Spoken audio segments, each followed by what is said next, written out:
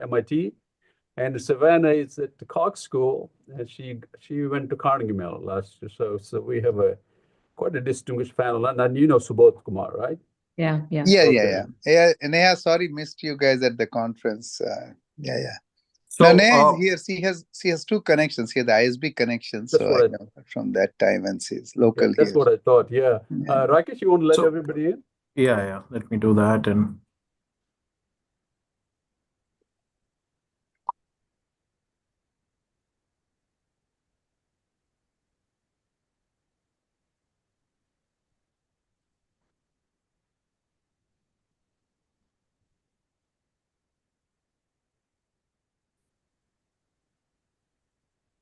Are we good, Rakesh?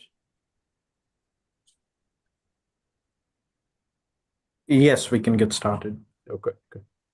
Well, howdy from College Station, Texas. It's wonderful to have you all today. A little bit of background about this program. We started this about 5 years ago during COVID. It was Rakesh and my brainchild. We've been doing this for the last 5 years. I certainly appreciate Rakesh's leadership on that. This turned out to be pretty useful workshop that we have done over the years, as have evidenced a number of wonderful faculty came out of this workshop class in the last many years. But thank you all for joining us. I know some of you are around the world. I have no idea where you are. We are in China and India, and I have a very distinguished guest today. I have asked him to kick off this portion of the workshop. He probably doesn't need any introduction, Dr. Subodh Kumar, a former colleague of mine who is at Temple right now, and one of the distinguished colleagues that we have, both on the information system side as well as operations management. And I'm so proud to call him my colleague and my friend. Subodh, you want to kick off? Sure. Thank you, Bala. And first of all, thank you everybody for joining.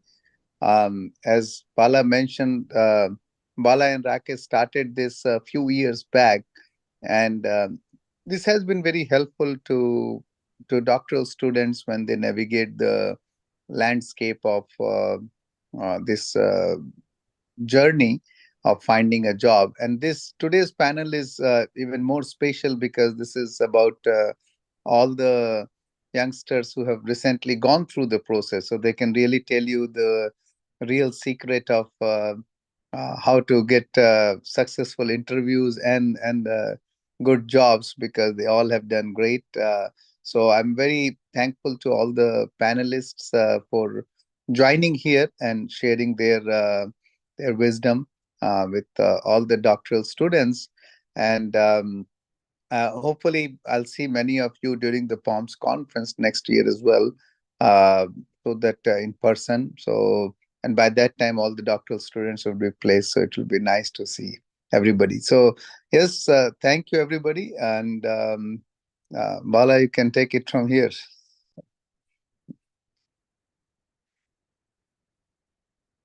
You are on mute, Bala. Yeah, I said it's really good to see you. Take care of yourself and get some rest. You need some rest. You work too hard. Yeah. But also some ground rules for today, and I'll introduce our panel in just a minute. Participants, you're all muted, but if you have any questions, please put them on chat. Either me, Rakesh, or one of the panel members will respond to your queries. That's how we do. So panel, please pick any query, any questions that you want to respond. I mean, we'll do this together collectively. As I said, we did this for 5 years ago. And the last workshop is always from the previous graduates from previous year. It's always good to hear from them as to how did their journey begin and end, end as somebody searching for a job and begin as a faculty member. So I have Hussein. Hussein is a return faculty. Hussein graduated from 2 years ago. He was so stellar last year, so I asked him to come back again. So Hussein Abdullah is a professor at the University of Tennessee, Haslam School of Business. he was a former graduate student of Mace Business School, Texas A&M. Hussein, so good to have you back, Hussein. Thank you. Very pleased to be back again. Thank you, Bob, for I'm inviting. going in this order because I see Savannah next. Savannah Tang, Dr. Savannah Tang is a professor in the Carr School of Business at Southern Methodist University. She got her PhD from Carnegie Mellon University in 2023. Savannah, thank you. Thank you for joining us. Thank you for the invitation, Bala. Next, our Professor Jose Luis Lopez. He is a colleague of mine at Mace Business School. He started this fall. He looks much happier here in Texas than he did in Massachusetts. He got his PhD from MIT from last year, and we're so excited to have him. And I take a little bit of credit because I chaired faculty search last year, so I can't take full credit, but a little bit of tiny little credit. Yeah. Jose, thanks for joining us. Last but not least, Dr. Neha Sharma. Neha, she's a assistant professor at the Wharton School of Business. She received her PhD from Kellogg this past year, and again, really delighted that you could join us, Neha, here. So I'm going to toss questions. I usually, it's very conversational, very informal. And I will ask questions. I'll kind of go around the panel members, but anybody feel free to chime in. I mean, this is very informal. There's no set format on this. But so my question, I'm going to start with some of these questions I got from previous participants. So I gathered all these questions, so I can throw that at the panel members, get some insights from your perspective. I'm going to take you back a year from now when you are preparing to enter the job market. Give us a sense of your preparation. What resources you used? How did you make your case? And also the number of schools that interviewed and the variety of experience you gained from those interviews. So I'm going to start with Neha. Neha, I'm going to go this way. Yeah? Neha, take us back a year from now. You're in the market. I believe you're in the market last year. Hussein was in the market 2 years ago. Tell us, share some of the experiences that you went through the process. What worked, what didn't. What would you do differently? So I was on the market 2 years ago. Oh, 2 years. Okay, good. Yes. That's even better. Yes. I think the first part that I tried to sort of polish was my research statement, and I know most schools may or may not pay a lot of attention to someone's research statement, but I think it's a useful exercise to go through to just start thinking about how would you convey whatever work you've done over the last 5 years. And I found that and I found myself in the interviews basically taking notes from my own research statement and making my 60-second or the 1-minute elevator pitch of what I have been doing in these 5 years. So I definitely think it was very important to sit down and carefully and thoughtfully write down that research statement really well. Then obviously I had a lot of faculty from Kellogg help me out through the process. So I think it's always good to seek out help, and especially the junior faculty members at your university or school, they're really helpful. So make sure you kind of pass around your research statement or CV, schedule some mock interviews with them, because they have really they're also recent graduates, so they also know what's been happening. And I think they have been really useful in making sure I communicate my research really well. So I would say that I think I wish I had more insight and input. I wish I had gone to more people, but it did help a lot. In the end, I just ended up saying a lot from my research statement and whatever I experienced in those mock interviews. I'm going to repeat some of these questions. Jose, you go next. Tell us about. I a little bit know how you went through the process, but let the rest of the world hear. Absolutely. Happy to share with one caveat. This is N of 1 for everybody out there. You did take the whole picture. I think my experience was a little different from what I would recommend somebody else do. So I was in my 4th year in the doctoral program, and I was contemplating whether to go on the job market in my fifth or to stay one more year in my program. I had talked to my advisors, and they were happy with my progress, but they'd also let me know that I had funding and I could stay on. And so I was trying to make this decision when, through going to conferences and chatting with folks at A&M, which was my dream school where I wanted to work, I learned that there was an opportunity for 2020, I guess, for the year that just started. So that made the decision clear for me. It crystallized that I had to go on the job market this year. So 1 year ago, I was still putting together all my packets, but I was only applying to one school. So I knew really, really well the folks in the department, their research, what they did, and it was a great fit with what I do and the research that I wanted to do. And so I crafted my statement very, very carefully. It was tailor-made. I think that was really helpful to get an interview. And then when I went to the interview stage, I had made sure that I knew everybody's work that I was going to chat with, and had worked to find potential collaborative opportunities where I could contribute to the team and where I could make the case that I was going to be a good fit as well. So I think that was optimal for me. I wouldn't recommend anybody else to just do a one shot. You have to play the odds, the probabilities of getting it. I feel very fortunate, but I was not playing the probabilities the right way. I've only heard that you should cast a wide net, but if you can take something that worked for me and apply it to your experience, it's that as much as you can learn about the departments that you're applying to, and as much as you can tailor at least parts of your application for that group, then you'll be able to stand out, I think. Thank you, Jose. Savannah? So I will talk about my preparations and what worked and what did not work in my experience.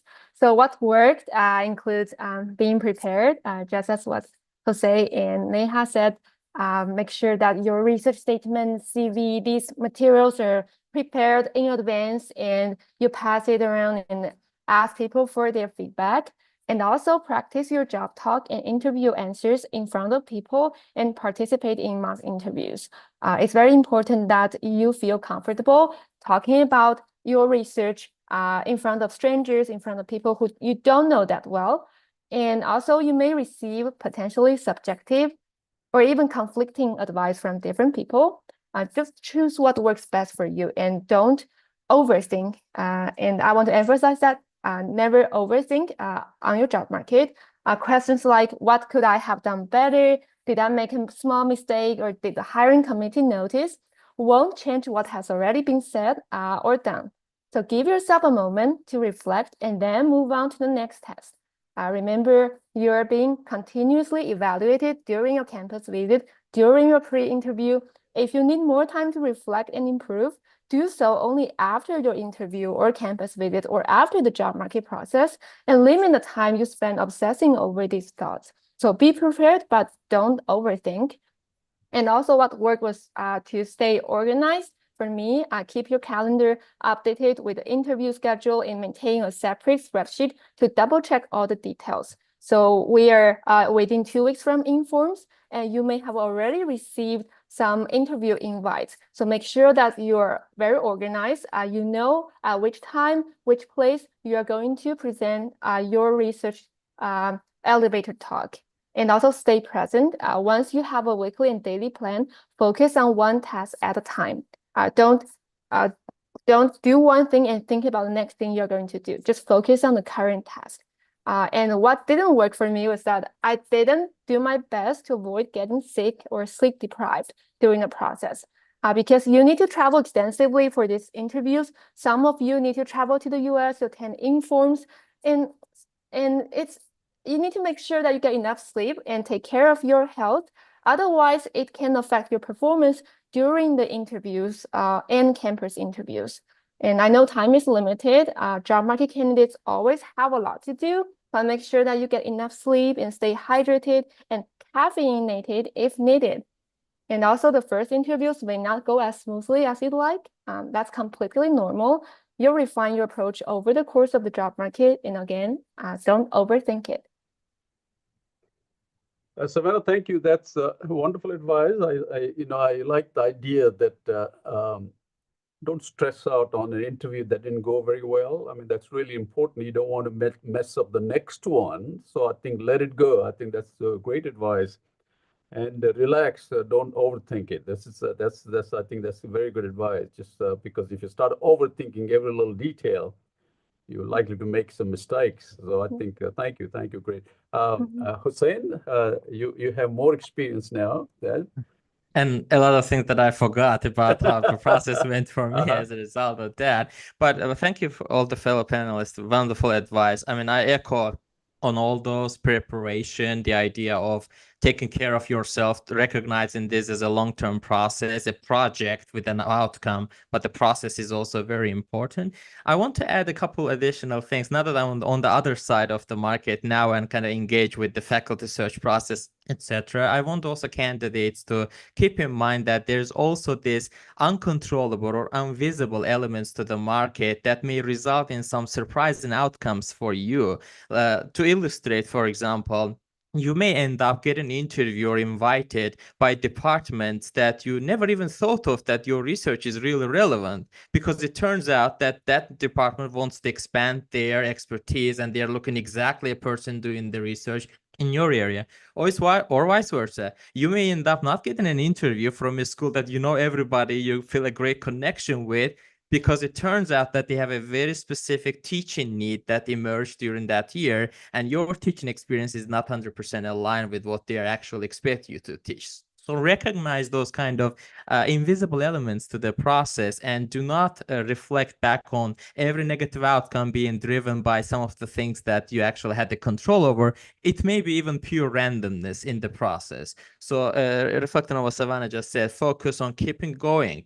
You shouldn't you don't have time to reflect back on why things didn't work. You should focus on what's going to work eventually for you. And that's an advice that I felt myself not really paying too much attention to, and that resulted in some frustrations on my side. But reflecting today and where I am, how is it going as an assistant professor, and how I like my department, I have now realized that the uncontrollable factors sometimes actually play in your favor, and market determines the best match for you eventually.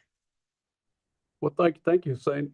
I want to digress a little bit from the search process because I believe it's also important. Kind of see how your first year went as a faculty member. What were the surprises? What are the things that you wish you had known? And mine was like zillion years ago, so I have forgotten what was it like, but it's fresh in your mind. So tell us some of the things that you ought to be looking for, because many of our PhDs, they will be faculty members next year. That's my fond hope, that all of them will be faculty members next year. So I think it'll be important for them to know how to navigate that first year, right? Jose, you got to go first now. I'll put you on the spot. Don't say anything bad about my department now, okay? Not at all. So first year, I am not teaching this semester, which I think might make the experience a little different. I've only been with the department for a couple of months. It's been wonderful. Honestly, I have realized that there are a lot of opportunities to collaborate with the folks in the department. I knew this coming in, but it's been wonderful to sit with professors that I admired now as colleagues and brainstorm opportunities for research together. I have felt very welcome, and I have a family. So for me, the move was also not just motivated by academic opportunities, but where would my family be comfortable? So we thought that College Station, a small town, was amazing for raising small kids. It's closer to my home country of Costa Rica, which makes it easy to have visitors and help here. My wife has family in Houston. So these are all some external factors that sometimes you might not consider, but were really impactful in the totality of your life when you're making these decisions. Look for fit. And I mean fit with the department and fit for the other areas of your life. And that makes everything else easier. It just, if my kids and my wife are happy at home and with the opportunities in the town, then I can concentrate on work and on developing my research and continue to grow as a scholar. So I felt a lot of support from the department, and I've felt that everything else is, all these pieces are falling into place. So for now, it's just a lot of excitement. Everything is still very new, very fresh. It's like the cloud of opportunity is large, and it's in front of me. I I think, of course, any move entails some coordination and learning the ropes in a new school, in a new department. That's going to happen anywhere you go, everywhere you go. But take the time during the interviews to really know the people, because in my experience, and this was also true for the 5 years of the PhD, it's just as important or potentially more important than the name or anything else the school may offer, that you get along with the people that you're going to be seeing every single day. And hopefully these are long-term relationships. So remember, the interviews are two-way streets. You want to find out if it's going to work for you. And if you do that work well early, then the first year is easy. Easier, I guess. Oh, sorry. Thanks, Jose. Neha, what was it like in, from going from the Chicago area or Evanston area to Philadelphia, where all the excitement is these days, What was it like, Neha? Yeah, I think so. I joined the department last July. So the summer goes by and you don't even feel a difference. You just get a bigger office than when you were a PhD student. I think it slowly settles in, and you, at least I can, maybe if there are more choices around, or what are you going to teach? Do you want to do this course, or do you want to do that course? Do you want to teach this semester or the other semester? If you are faced with those choices, I think sometimes you might think it has a lot of impact, or it may have a lot of impact, but I'm yet to find out if it does. But at least the decision, or do I pool? Because there are multiple opinions when you talk to people. Some might say, oh, when you move in, there's going to be some downtime. So why don't you pool the downtime from, you teach in the semester you move. So it's kind of, you kind of pool the pain, and then in the next semester you're free. And this is something that it's, as Jose pointed out, when you are interviewing for the position, it's a two-way street, and you want to figure out these sort of details, what your life would look like. I think the only adjustment typically is in terms of that you do more tasks than you would as a PhD student. You only focus on your research, and that's about it. But I think as you get into a department, into this position, and depending on the school, more or less service that is needed from you, or there are teaching, whether you want to teach an elective, do you want to go through that whole ordeal of, oh, I'm going to design this elective to my research. It has some benefits because you get to teach what you are also doing, but then keep in mind that that is also something that's going to take some time for you to develop that. And I think one advice that I received, which was, do your very best to, I think, in your teaching in the very first year, do your very best in the first year, so that that pressure is off. If you don't do so well in the teaching in the first year, then it's like this looming thing, oh no, what would happen next year? And it becomes like a source of anxiety for you going into the second year. So it's better to resolve that entire anxiety in the very first year by putting all of your efforts in the first year, I think. So I think that was the advice that I got, which I really value. Thank you, Neha. Savannah, what was it like transitioning from Pittsburgh to Dallas area, which I prefer Dallas anyway, but I lived there for a long time. What was the first year like at Cox? Oh, it's It's a been lovely, great. a lovely university. You know that. Yeah. Yes, it's lovely. Campus is beautiful. Nothing wrong with Carnegie Mellon. I love CMU, but SMU is so lovely, beautiful campus, and my department has been so supportive of my transition from a doctoral student to a first year assistant professor. I think just echoing what has been said before, I think I was fortunate to find a good fit for myself, and everything just falls into place naturally. And my experience is slightly different because I started teaching right away. So at the end of August, I started teaching, and I'm teaching a half semester course. So I just wrapped up teaching this week. Next week, it will be the final exam. Everything moves fast and everything feels like a whirlwind, but I'm liking it because I feel that I can get teaching out of the way, and then I can focus on research for the next several months. So I wouldn't say this is the best way for everyone. This is not for everyone, but for me, the intense teaching phase helped me to think what is important for me and help me kind of force me to interact with people and seek help, because I need to ask around what is the teaching expectation? How do you expect me to work with students, work with PAs? Like, by having these conversations, I feel that I fit into department naturally, and I get to know all the admins who I need to interact with in the next few years. So it's been great. Everything feels like whirlwind, but in a good way. Thank you, Savannah. Hussein, I know you've been there 2 years. I had your department head on the panel the last month. Mike was here, so.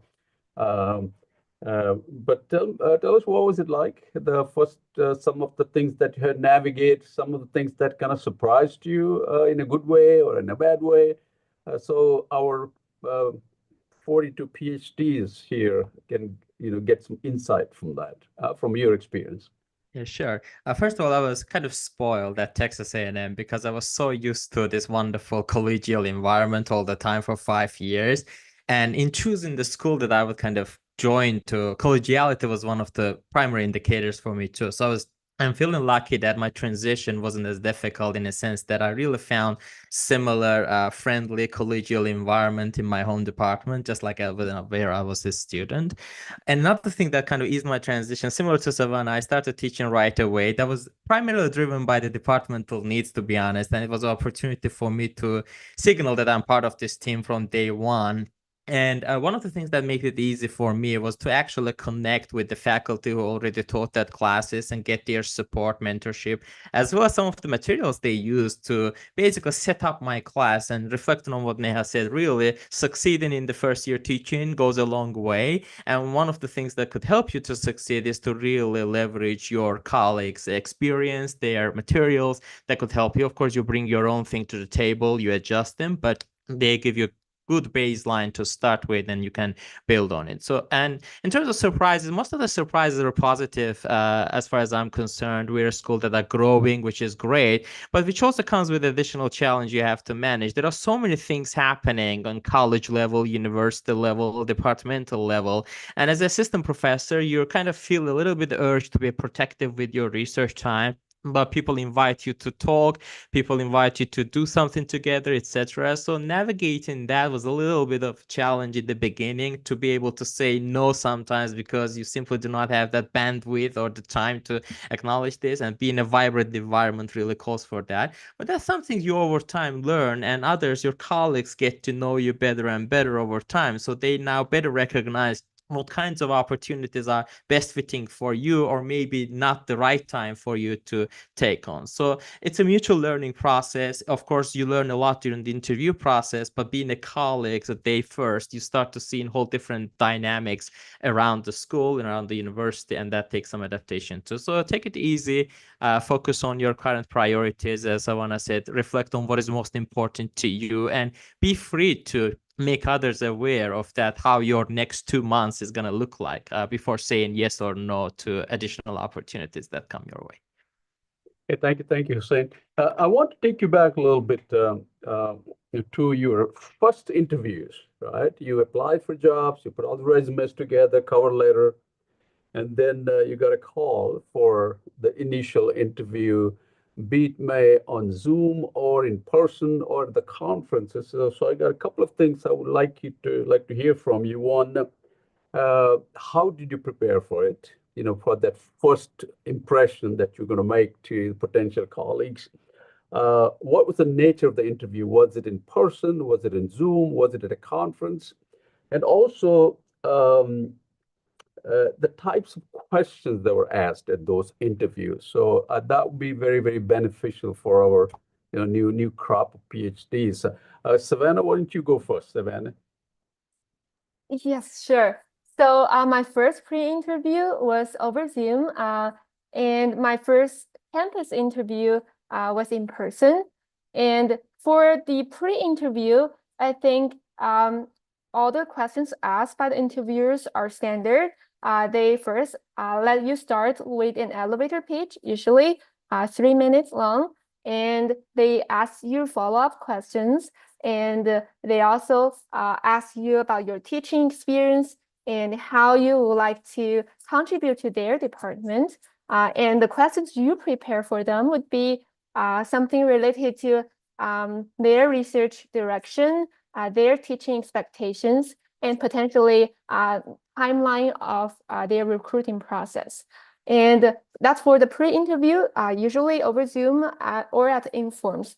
And for in-person campus interviews, I think you will need to answer a lot of different questions, ranging from what's your dissertation title, if you have started working on your dissertation or not, and how do you see your research going in the next 5 years? What is the theme and what is your research agenda?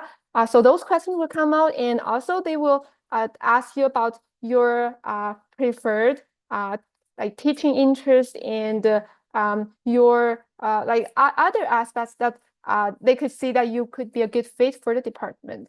And as the panel has said before, it's a two-way street. You can also ask those more detailed questions, like ask the junior faculty members, do they feel that they're being supported, and ask the senior members about their vision for the department in the next few years. So I think depending on the stage of your interviews, you may ask different questions, and you may be asked different questions, but be prepared. Someone, thank you. I'm going to go back to a little bit later. I'll ask about the campus visits, specifically job type, because I think those are very important questions. But Jose, I know, I think your first interview was at Informs with my colleagues. So okay, you talk about, because I recall that I didn't go to Informs, but once of my colleagues, interviewed you. So can you share some insights from that, Jose? Absolutely. So that's exactly right. My first interview was with Shuying and Kevin at Informs. And this was also my only interview in this cycle. So I was very nervous for it, honestly. I prepared and maybe over prepared. I expected that I might get grilled on my research and or on their research. And it turns out it was very collegial. It was not so formal. We chatted about a little bit about what my research interests were. I had questions for them. We found that there's many potential commonalities. I think the interviewers at Informs and some of the participants will know that at Informs, many schools are doing like these soft interviews or these first round interviews to try to narrow down the list of candidates. I gathered that they're really interested in assessing whether your interest is real. Like if we were to go down this route, the school is spending more time and there's an opportunity cost, would the person ultimately accept an offer? So you want to make sure that you can signal that you are really interested, but it has to be genuine. If it's too rehearsed and you're just trying to play a game, I'm sure it comes across and your interviews are experienced and they've been on both sides. So you want to make sure that you find the things that are really attractive about this opportunity for you, and that you can highlight them really honestly and make a case that you would be very interested, and present yourself in the best way.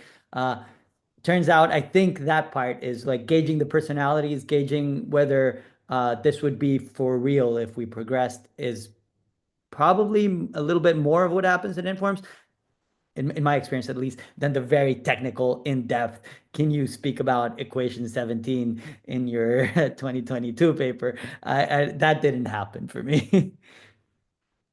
Thanks, Jose. I think that's an important point. I think some rehearsal, you want to practice. I mean, we all do, right? I mean, it's very few of us can walk into an interview and, kill it. It's kind very few people can do that. But practicing is very important. But you really have to be, what Jose said was authentic. I think potentially you'll be spending your life with these colleagues. Like in my case, I'm finishing 40 years at Texas A&M, right?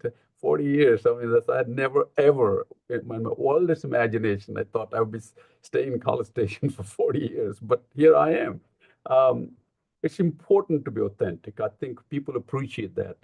It's important to let people know what we can or cannot do, what you're good at. I mean, accentuate what you're good at. But there are things that, we may not know. So I think it's such a very, very important point. I think when I have interviewed countless people in my career, both as a executive dean for Mace Business School, and I can tell you in the first 15, 20 minutes if I want that person to be my colleague or not. If that person is authentic, right, comes back out as sincere, somebody wants to be, engage in a very positive manner. So that's a very good point. Hussein, I'm going to ask you. I know it's some time ago, but now you're a seasoned PhD. So tell us about the first interview, the first, you all know how that works, right? I'm actually on the search committee now. This year, we have 160 applications for one position. Wow.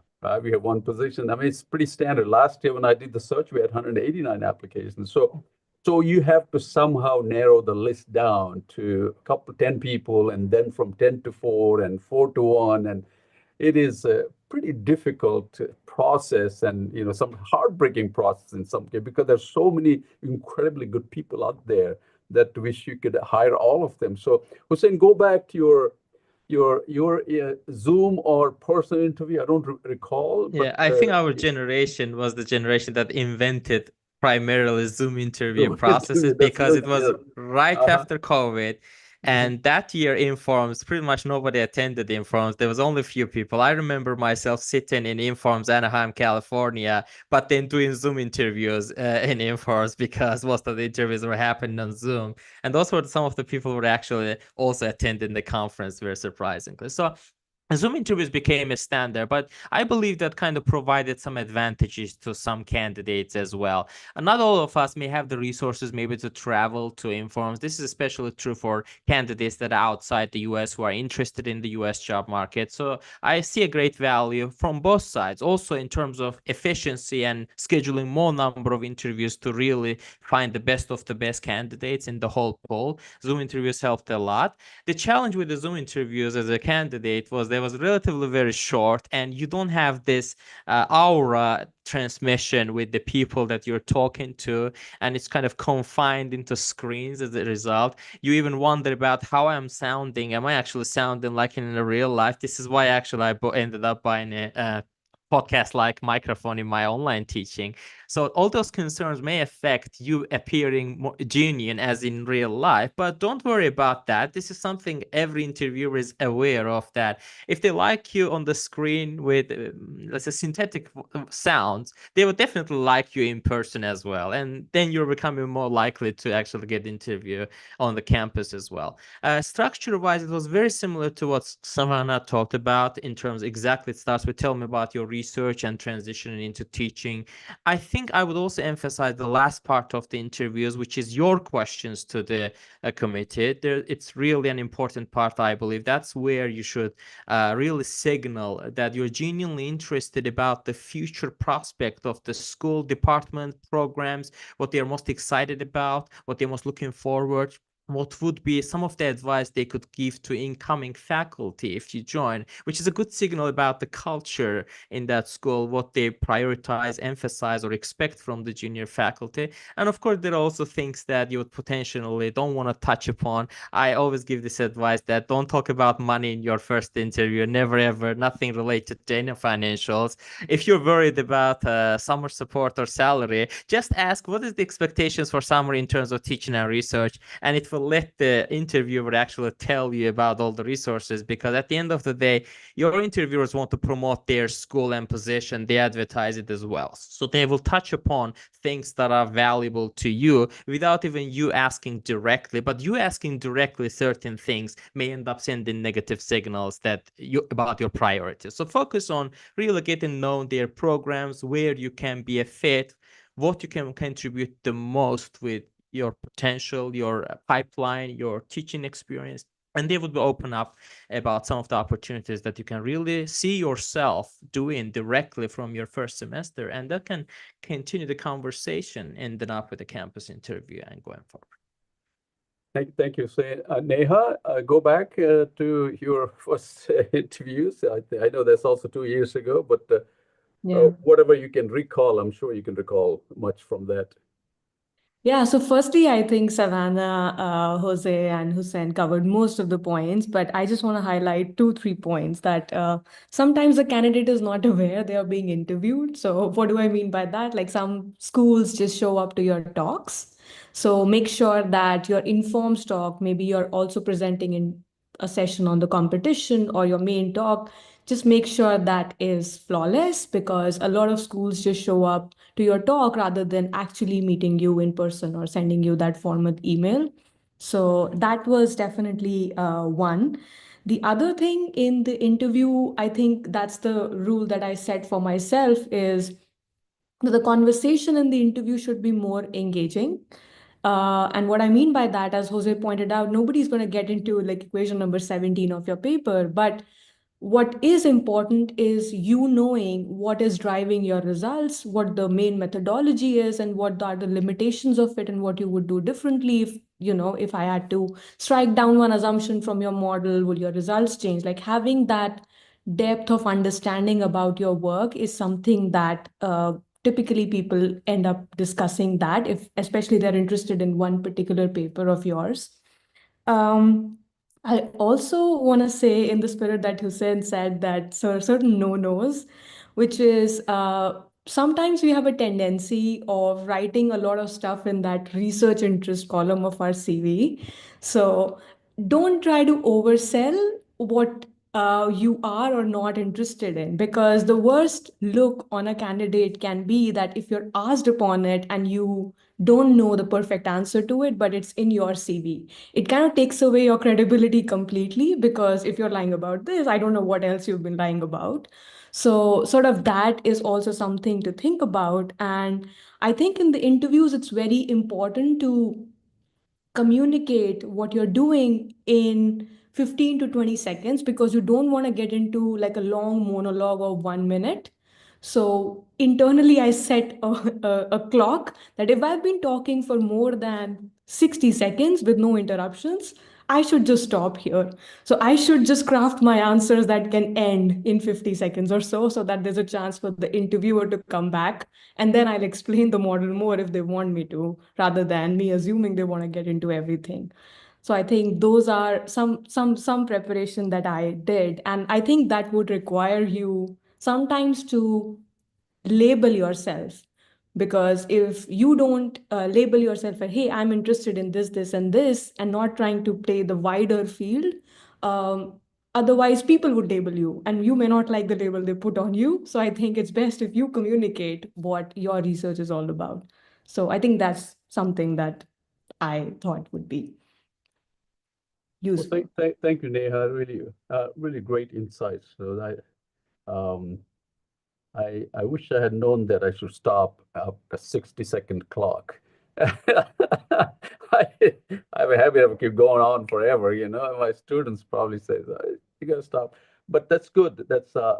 I have had a lot of interviews where, you know, kind of candidates kind of go on without interruption. It's in your best interest to take a pause and let somebody ask you a question, drive the conversation. You get also a break, your brain gets a break, and you know. So I think great advice. So I get these questions often from, you know, prospective candidates, especially here. I think we have 49 or 45 of them. So, you know, how many schools should I apply? Should I apply to every school that advertises? Should I pick a selected group of schools? Does that increase or decrease my chances? I mean, these are really good questions, right? I mean, you're in the job market for the first time in your life with a PhD, and you want a job. Everybody wants a job, right? So I wonder what might be a good strategy. You know, all four of you, you know, went to fantastic schools. All of you, four of you are employed for fantastic schools. So I think your situation may be a little different from, you know, every 159 application that I saw yesterday. So give us a sense of what kind of strategy might work well in terms of the number of schools you apply. Hussein, I'm going to go with you first, sir. Yeah, so in my year, I think there was a imbalance between supply and demand because due to kind of post-COVID effects. And what happened is that, like, I've seen a lot of candidates were really applying to all the opportunities that are available. But reflecting on what I did personally, I tend to take the job descriptions very seriously to the extent that I read between the lines. For example, there has been cases where I clearly saw that this particular department is looking for somebody to teach business analytics method in a newly established master's program in business analytics. That was a signal to me that this is probably not me. They may like me, they may interview me for my research pipeline and the publications, but is this something that I want to do actually? Or can I be genuine about it when I interview to talk about, well, I know statistics, so I can teach machine learning too, right? It's just statistics on steroids. No. I stopped because this is not probably the type of position that I see myself as a fit. So I may end up skipping that types of opportunity, even if they are lucrative and from great schools that I would become a part of, but maybe not at that capacity. So that was one decision point. Reading the job description, do I see that I can position myself well within the context of that job description? Second thing is, I think it's the trade-off between customization versus standardization, which we study in operations and supply chain all the time, right? So at some point you realize that there's a benefit to customizing your research statement or how you present yourself to different schools, depending on, again, their job description or what you hear about what they're looking for. But at some point it may get inefficient. If you try to customize everything, it's inefficient. So you have to find also cases where you can standardize your applications. So for me, I was finding myself that I should apply to this position if the required customization is very minor, which means that it is within the space of proximity to each other. So this position A is very similar to position B. They emphasize on, let's say, retail operations, sustainability that I'm doing research in. Probably doesn't require a lot of customization. So I can gain leverage in standard applications to this more number of schools, as opposed to trying to customize each and every application for schools that I don't see myself with a direct fit with my standard application package. So try to be aware of that trade-off, and there has to be a stopping rule for you. I would say that not apply to all positions, but do apply to positions that you can comfortably position yourself in the context of the job description. That was how I decided. I did skip, yes, I did skip more than a couple dozen positions just because I didn't see myself as a great fit with the position they have. Thanks, Hussein. Hussein, I know this is a wrong question for you, but yet I'm going to ask you anyway. Does give a sense of what strategy one might use in terms of notwithstanding your unique situation. You know, how do you go about how many do you pick? Do you apply all of them? We hear this all the time, because everybody wants to extend, the number of reaches as much as they can with the hope that they land somewhere. So it's, we can blame them for it. So help us, give us some insights about your view on this. So I'll pass on some advice that I got that I didn't necessarily follow, but may be helpful for the group. And you can think about it in two ways. One is a stopping rule, maybe, which is, or I did do this actually. I just did it to the limit, which is don't apply to any school where if you got an offer only from that school, you would not want to go, that you would feel disappointed, that you would feel that that wasn't a successful year. So if you can think about it that way, then there are some schools that you shouldn't apply to, right? If you're thinking, well, this is just marginal customization and I should just cast a wider net, why not? I'm increasing my odds. But if it turns out that that school on the margin, you wouldn't want to go there if you had the offer, then you're putting yourself in a difficult position down the road and you might not be happy. So maybe think about stopping there. And then the other thing is your advisors and your letter writers will be able to tell you if you are a good fit, maybe even past whatever is on the posting. They'll know the department, they'll know your work, they'll know your limitations. And so, yeah, I definitely ask them, and you want your letters to be strong and to be able to reflect the contributions that you might be able to make. And so that's another way of looking at what schools are the right fit for you. I think. And then if you're really, really passionate about that one school, go hard, go all in for it. Yeah. Thank you, Jose. Savannah, strategy. I completely agree with what Hussein and Jose said.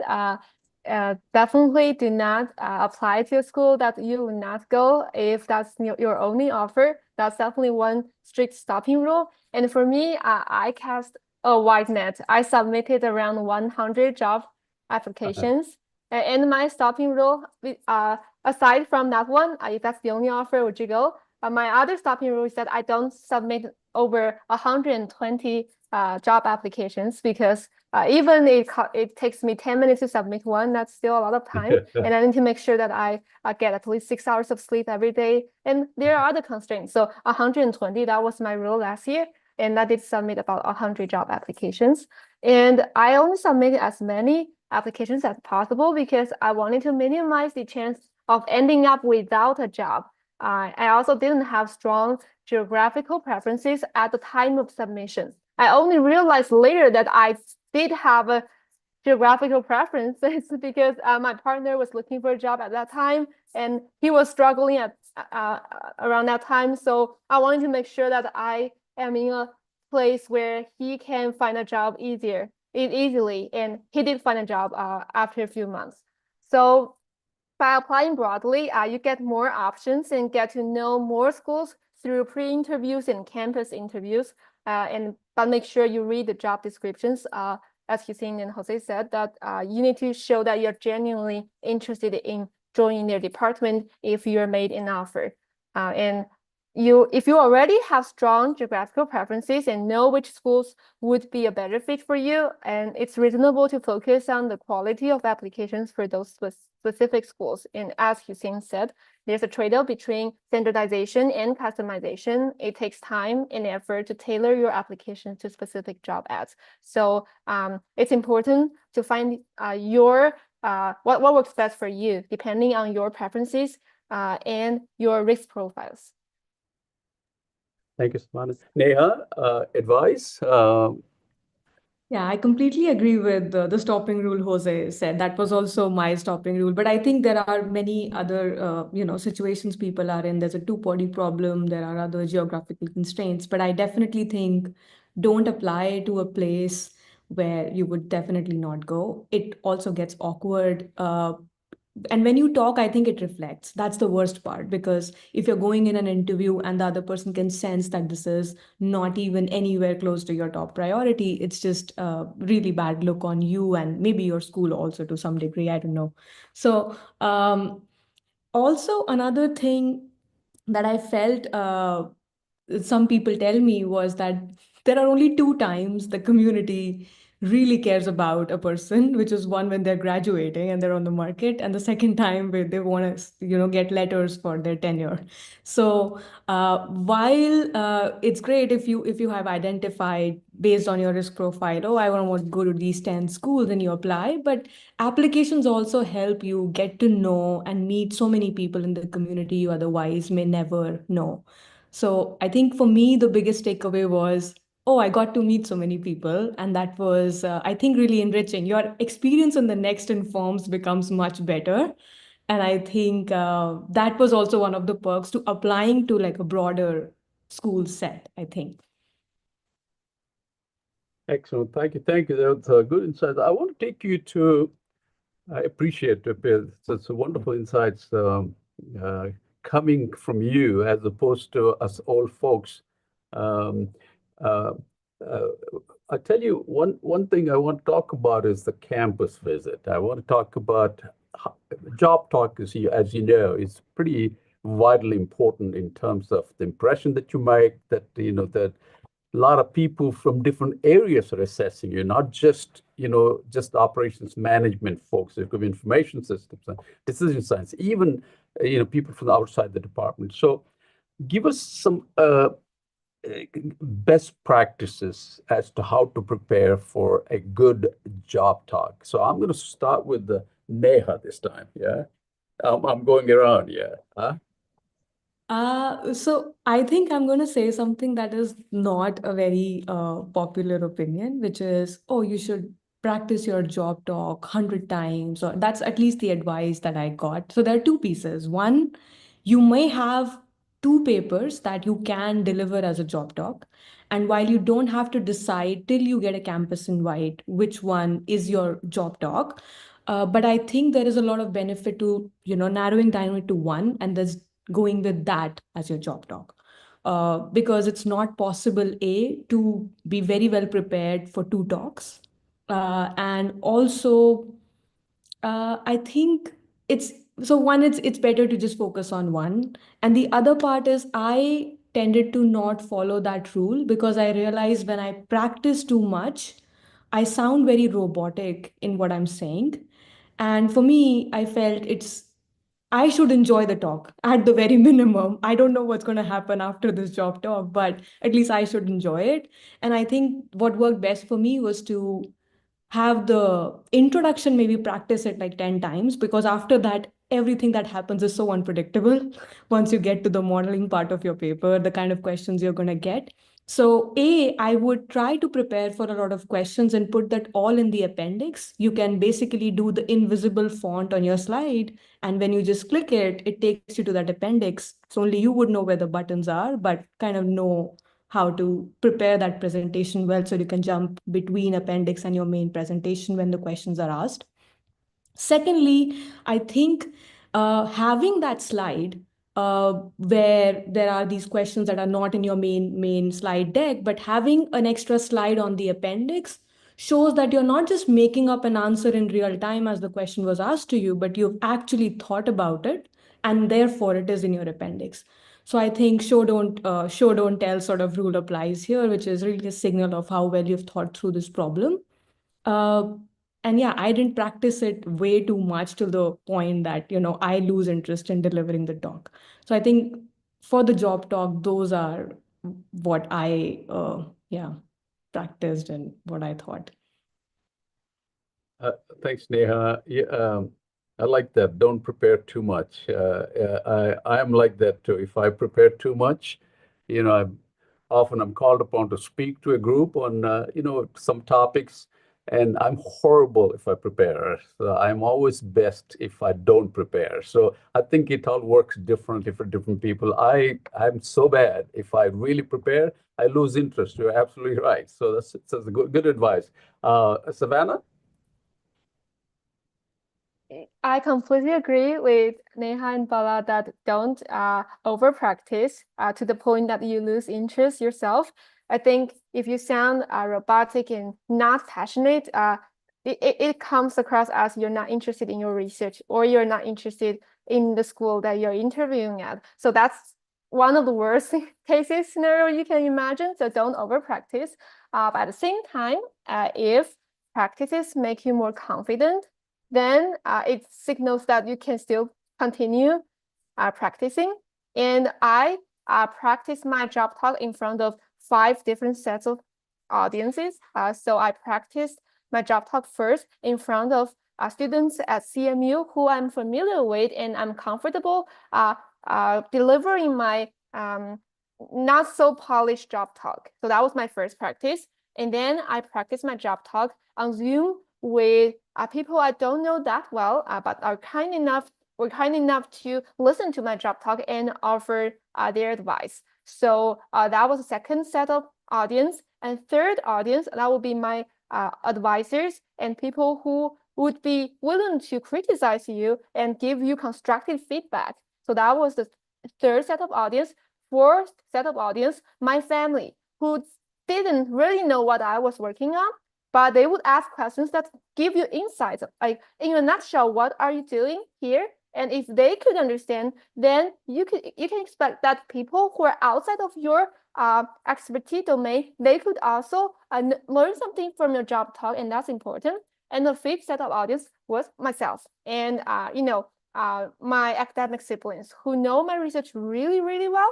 I talk to Zoom. I just record myself, and then we watch the job talk and go over all the details. So I think having different sets of audiences to give you different perspectives, different advice can help you feel more confident. And then you also need to maintain the spontaneous tone and have passion to explain your research to different people. So make sure that you find the right balance. Thank you, Savannah. That's really good insight. I simply would not present in front of my family, though. My wife has asked me for like 40 years. She wants to sit in my class. I said, heck no. Yeah, I'll be a basket case if my family is sitting in front of me. But wonderful insight. Jose, best job talk. I missed your job talk, but I was in India when you came visit. Yeah. I'm sorry you missed it. I'll present in the seminar again towards Okay. November, and I have some updates. So you let me know. But I think I'm going to echo the idea of practice for flexibility. So this idea of having hidden slides and the buttons that can take you, nobody else will know what all is in your slide deck and your tree, but you can feel the room and decide, okay, well, I should dive into the math, or I don't need to, and I can just focus on these other, and then you'll jump around in your slides. So you've practiced your talk for the amount of time that's set, but you've also practiced for a talk that's 10% shorter, 20% shorter, depending on what the room is engaging with you on. You want to highlight those and skip the rest. This is the time, as others have said, where everybody wants to talk to you about your research. So you should enjoy that talk, and you should really engage with your audience. And like, if they ask you questions, and it's not necessarily where you were going to take the presentation next, that's fine. You answer the question, dive in, show that you're also curious about the things that your audience is curious about. If you have a hidden slide, perfect. You get to do the, I'm so glad you asked me that. But if you don't have the hidden slide, it's okay to pause and really, that's a good question. I haven't thought about that. My feeling is that I would try to explore it this way, or I know that others in the room have done something similar to address a question. So maybe that's something that I could also incorporate to my research. Those things, if it's a conversation, if it's fluid, I think is way better than when you see the candidates' eyes roll back and go into the rehearsed spiel. You lose everybody in the room. So if you can practice for flexibility, I think you'll give a good talk. Thanks, Hussein. Do's and don'ts for job talk. Yeah, I'll give just two claims and then kind of link it to advice. So two claims are the following. Nobody is going to hire you because your research is perfect, because there's no such thing as perfect research. And the second thing is nobody's going to hire you because of that one paper that you present. They hire you as a research program and your prospects in the future. So to link in this to advice in job talk, make sure you have one slide, hopefully earlier, very early in your presentation, that shows the big picture of yourself as a researcher. What is your research identity? What is the Euler diagram of topics that is intersecting your research? Or what is the methodological and the topical expertise you have? Try to picture, visualize it for the audience, and then transition into the job market paper that you're doing. Signal upfront that what your research program looks like and going to look like in the future very early in your presentation, because that will offer a cognitive frame for the audience to look at you as a researcher, and they will see you that if we hire this person, what is the research program they're bringing to us? Okay, that's first advice. And the second advice I would give you, which I did myself, because some of the methods that I used in my job talk, I know that there are a lot of controversies around them, like should you incentivize with monetary incentives or not, how you measure willingness to pay, etc. Age-old debates going on around. Stop and ask yourself this question. What is the one question that you wish nobody in the audience asks you about your paper? That most fearful question. And prepare an answer for that.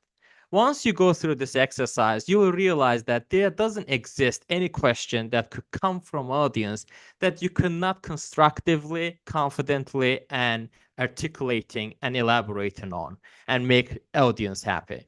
There are a lot of things about our research that we have to make trade-offs, design choices. They are inevitable. No method is perfect. You should be just aware of it and recognize both sides of the debate and acknowledge what was your thought process in following direction A versus B. So by facing your most fearful questions and preparing some sort of an answer for that, it will give you the confidence that you can actually handle every question that comes from the audience. You don't have to get defensive.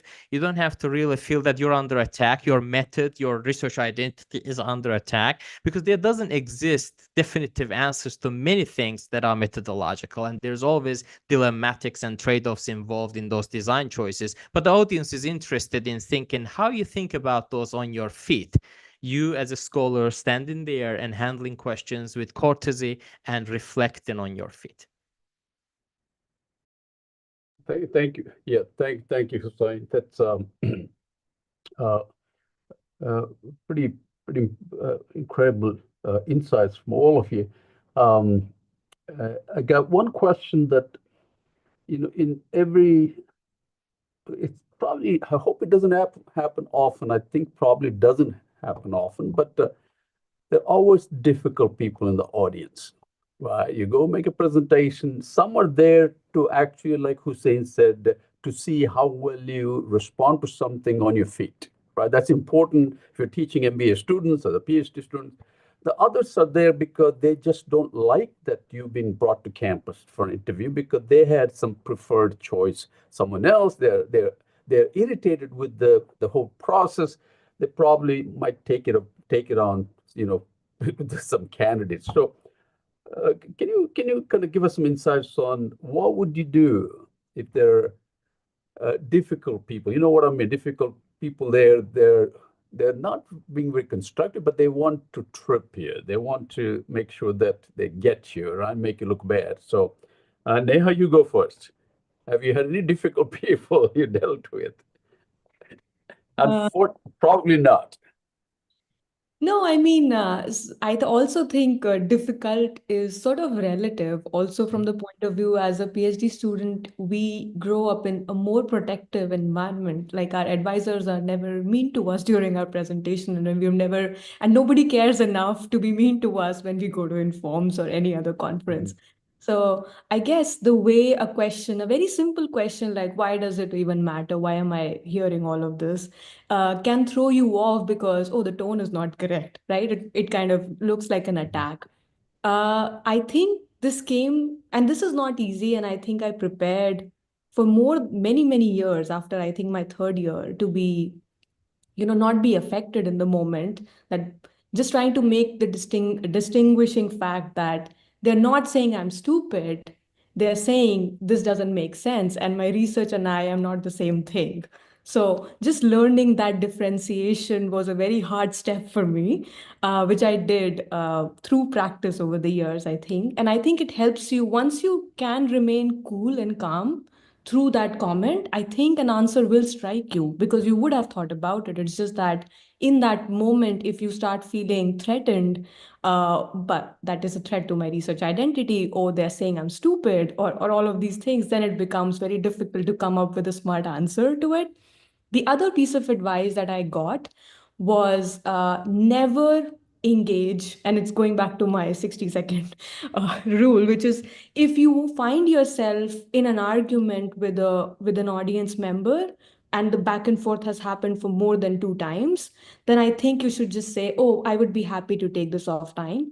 Because the thing that people will remember after the talk, oh, that's the girl who, got in a fight with X person. Nobody remembers what the talk was about. So I think that is really a rule that I stick by. If it's happening more than twice, then I'll just cut that conversation and, respectfully take it off time. I think that's the best you can do. Cut your losses. Yeah. Hussein? Hussein? Hussein. I think it's Jose because I answered the questions. Hussein? Yeah. Difficult people. I mean, they exist. I can't say that I'm the easiest person around, but I try to be more supportive to the job market candidates when they present. But I've seen cases or experienced myself those cases. I really resonate well what Neha just said. You have to be separate, even if it's not true. You have to separate your research from your personal identity. What they're commenting on, what they're criticizing, maybe even harshly, is not you as a person. You should think of or make yourself believe that it's the research that you're presenting. It's probably a methodological issue or some misunderstanding in the communication, etc. So, and I love the two-step exchange rule as a stopping rule. I definitely applied the same. If it was more than 2 times, I kind of encouraged to take us offline, but also see that those difficult people, see this as also an opportunity to send signals to others in the room, because tension is something, aggression is something that affects everybody in the room. Like you would see that when somebody acts difficult, others get affected. They try to escape, they try to avoid eye contact, they just do this and that. I had one time one department head turning back and looking at the person who are just being too interruptive in my talk, and they think happens. So what happens is that you should gain the rest of the audience. You should befriend them at that very moment. And the best way to do it is really to show your calm manner and professionally handling the question. Being positive, even if the attitude shown to you is nowhere positive, be positive so that you can release the tension, not from that person necessarily, but all the others in the room, so that they remember you as a person who in dire situations can really maintain the composure and then stay calm. So, and that sends a lot of great signals to all the people in the room. And that's what you should do. It's eventually may end up as a majority voting if the person is not convinced about your research, etc. But it's just not one person's decision. Everybody actually gives feedback. And I've seen cases where a couple of faculty didn't like the candidate, but majority liked it. They're not even committee members, but they all voted in favor, and that person got the offer. So these things are very common. Jose, were there any difficult people in your presentation? No, not in my talk, but I presented to some difficult groups. I haven't met difficult people here for 40 years.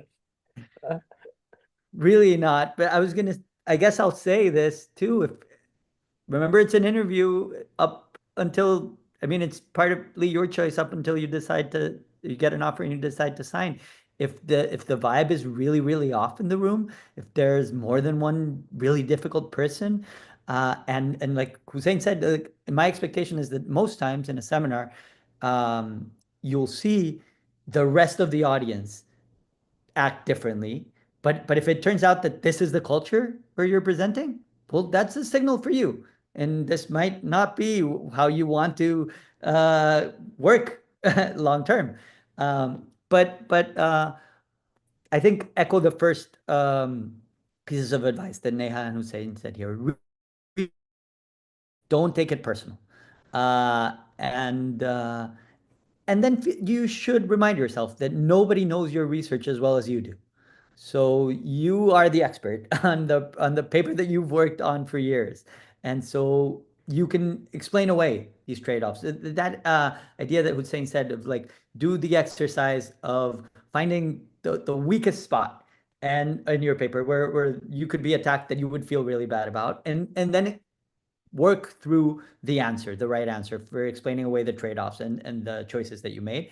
And maybe even do that. So after you've, it's like a bottleneck, right? After you fix the bottleneck, there's another bottleneck. So after you fix this weakest one, do that 5 times. And then you'll feel that you're really bulletproof and that you're the expert and that you can handle these questions, even if they're not coming in the best spirit.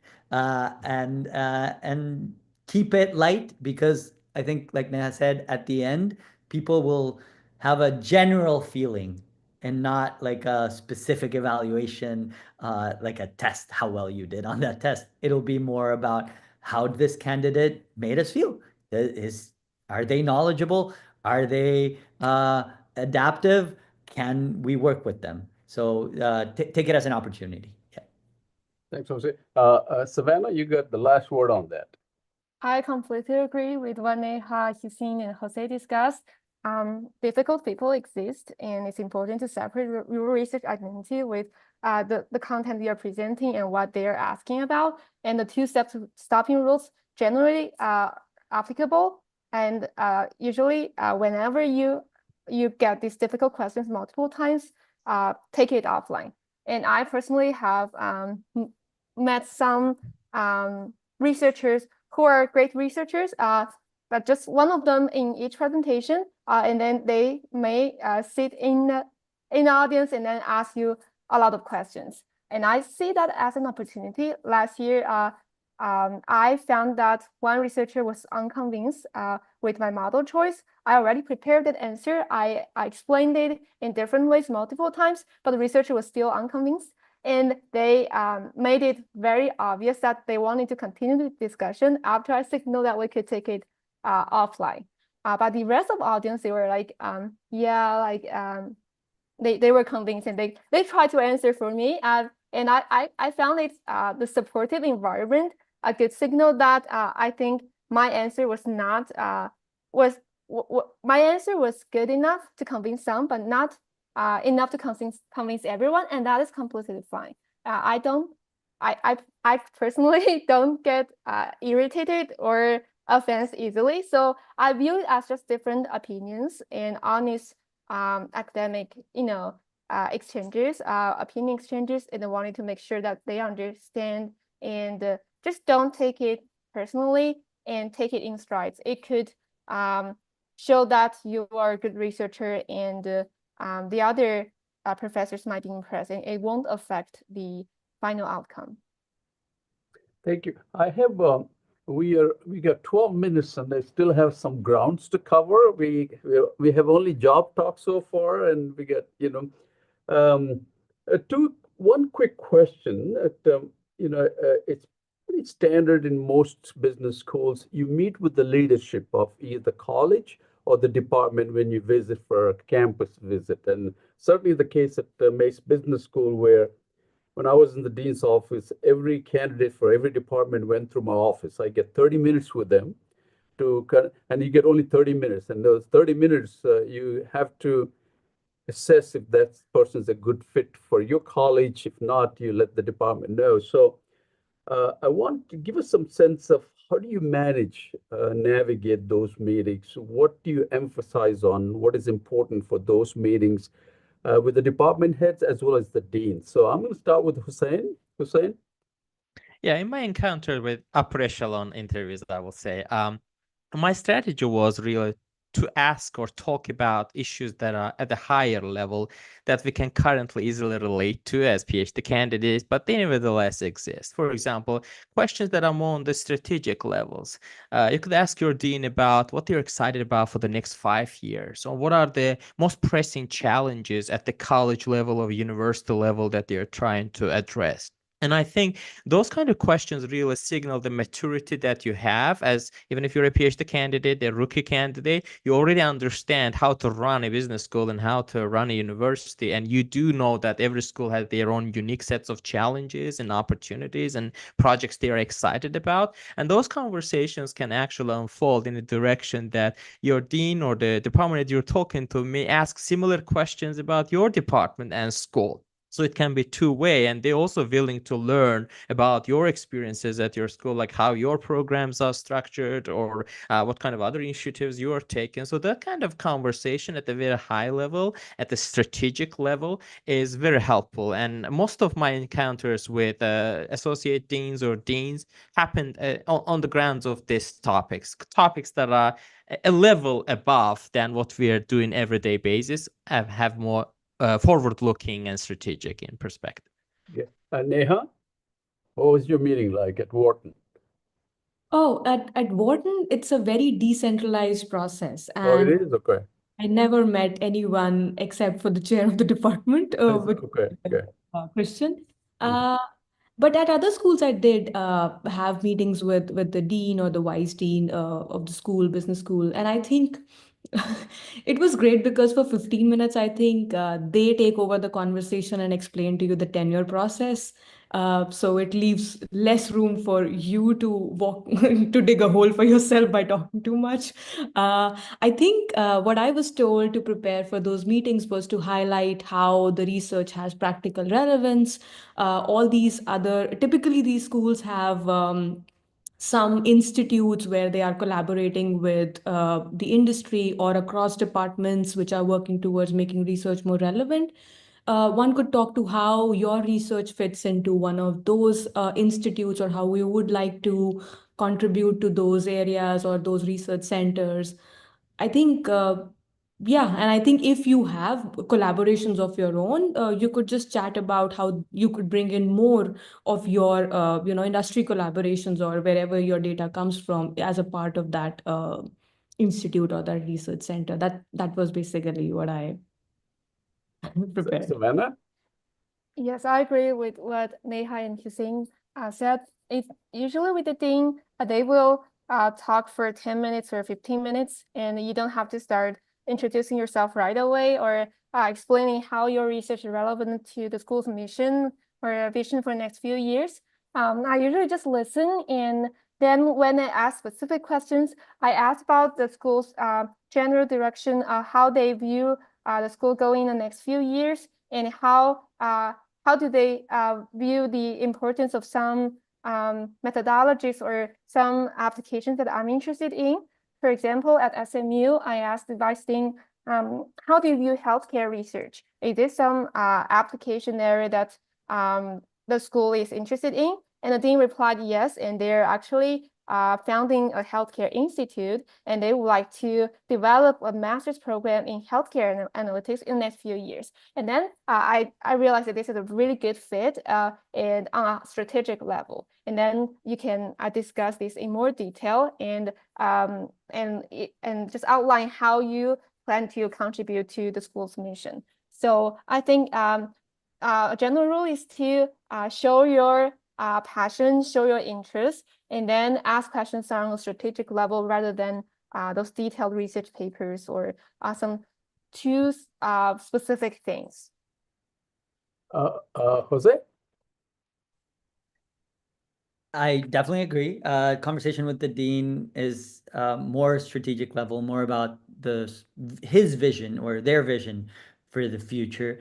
You want to ask questions so that you are showing that you are interested and engaged. You want to have done a little research before so that you can speak to the programs that are launching, that you know that the department or the school is interested in, new construction that might be happening, plans for the future, growth, that kind of thing. And in my interview, yeah, for me, the conversation with Dean Sharp was at the very end of the day. I had already met with a lot of the faculty and had even had a chance to talk with junior faculty about their previous experiences on the job market at A&M and to learn really how to best present myself in my conversation with the dean. So that's something that you can do as well. When you're going through the process, you're going to get asked the same question many times, but then the dean interview is a little different, and you can ask some of the people that you really had good chemistry with during those first chats. What's the dean like? What is important to them? How should I chat with them? And that can be helpful too. Oh, yeah, thank you, thank you. We have a very few minutes, and I want one last question for you, and then I have a question on somebody had a question on the chat we haven't addressed. So well, you went through this incredibly difficult process for the last, I have no, however many months, and you got a job offer, an offer from an institution. And that's, how you manage that process of negotiating the offer. There's protocol as to what you do and what you don't. So I would like to hear from you some insights on how do you manage the offer situation? Okay, we'll go with Neha first. Neha, I got an offer, and what do I do? And I have 1 week or 2 weeks. A lot of schools are going with 2 weeks these days, right? There was a time, when I got offered 50 years ago, they gave me, I don't know, 3 months, 2 months. But now you get 2 weeks. Go ahead, Neha. Yeah, I was lucky that when I got my first offer, that had a deadline of 1 month at least. Mhm. So I got some leeway there. But I think it is still early when you get an offer, and it's typically time-bound offers. And I Mhm. think it's best to talk to your family about it, and then your advisor, who kind of might be able to, tell you what your odds are in terms of should you wait for this school, or and typically my strategy was to write to the schools that had not yet decided, but then tell them about the offers that you have, and then you really have a decision to make by so and so date. Some schools are, I think most schools will tell you that this is the date they're meeting or so and so, and then you cannot expect an answer before that time. Some might be able to make an exception, but I think when you're caught in that situation, which is an unfortunate one, if they cannot make a decision, but you have to make a decision for the school, and you think, your odds are not that great, I think it's time to make a decision one way or another. Um, yeah, it's just unfortunate, but I think some schools give you a deadline extension if you tell them uh, the real story, or if you can be honest. And I think I was honest with a lot of schools. So, and I did get 1 or 2 week extension sometimes, but yeah, other schools may not. And I completely understand on their part. It's like they don't want to lose out another candidate because they're waiting for you. So, yeah. Hussein, what can we negotiate? What we cannot negotiate, Hussein?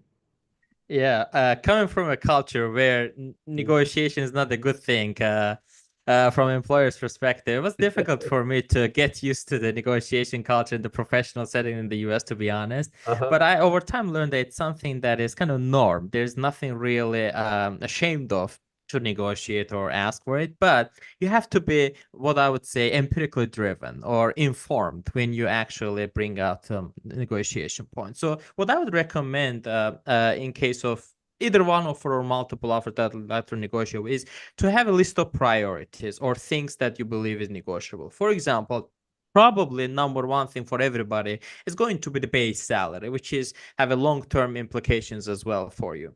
So you may start thinking about, and there are a lot of resources available online that, at least at the level of public schools, that you can have a better information about what is the typical assistant professor salaries. Talk to your advisors. They may have access to the AACSB data that provides that information. So you can have a benchmark idea, and then you adjust it to the cost of living factors, whether the state has a state tax or etc., and try to understand what is the value, what is the base salary that you would definitely say yes to, but make sure that it stays within, I would say the norm would be around 5%. If you if you ask something more than 5% of the base salary, you got to have a very strong reasons, and strong reasons would be another competing offer from peer school of that institution, which you can actually say that, or some other circumstance that makes you really, really unique as a candidate with maybe the pipeline or the number of publications you had in top journals and etc.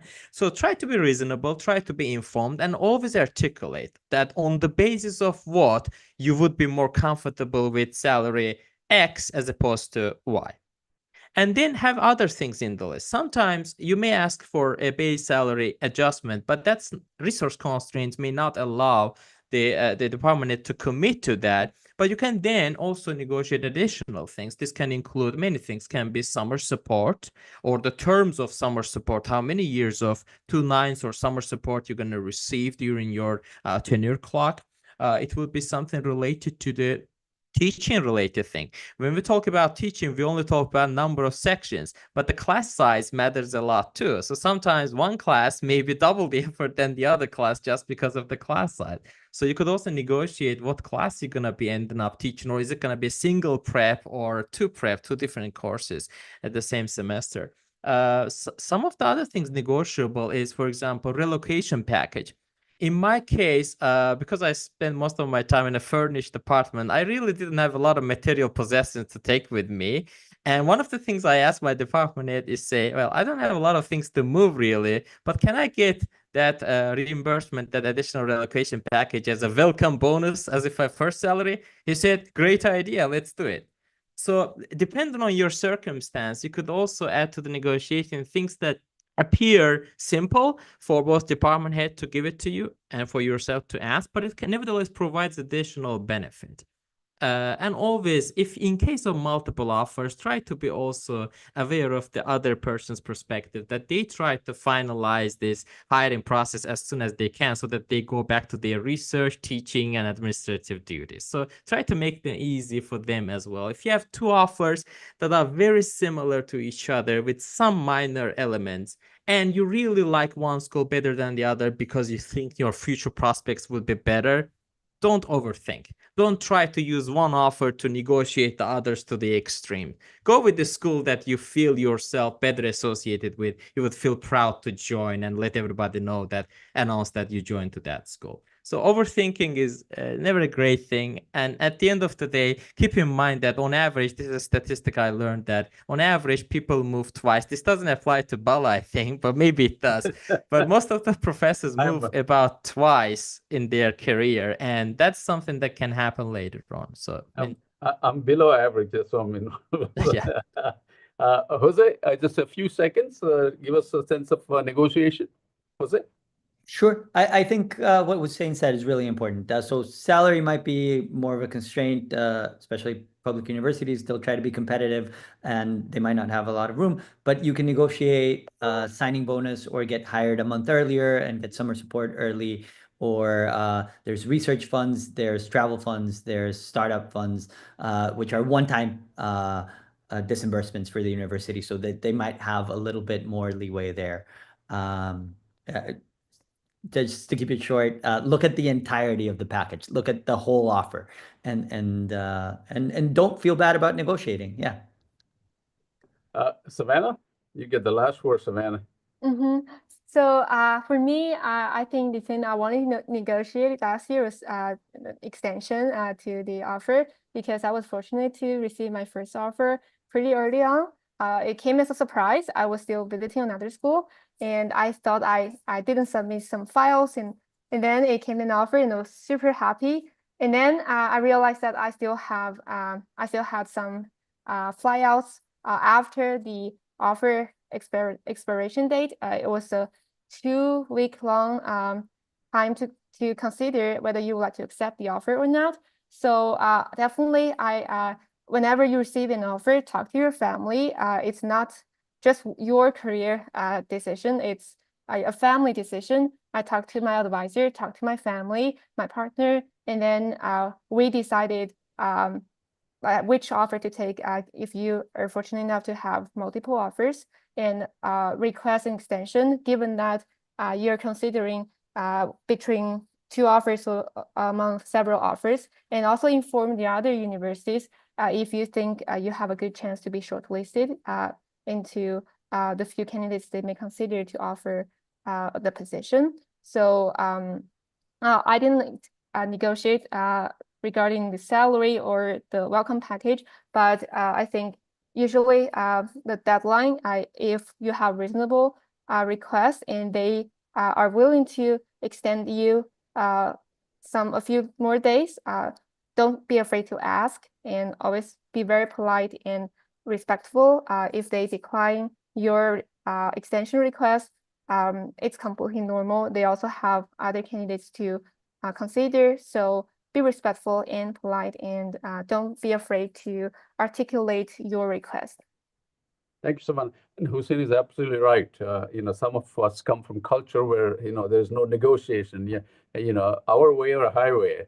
But in this culture, negotiation is expected as long as it's done professionally, reasonably, and respectfully. So one of my deans told me once that, I expect a candidate to negotiate. That tells me that, they're not afraid to raise issues that's important to them. So good advice.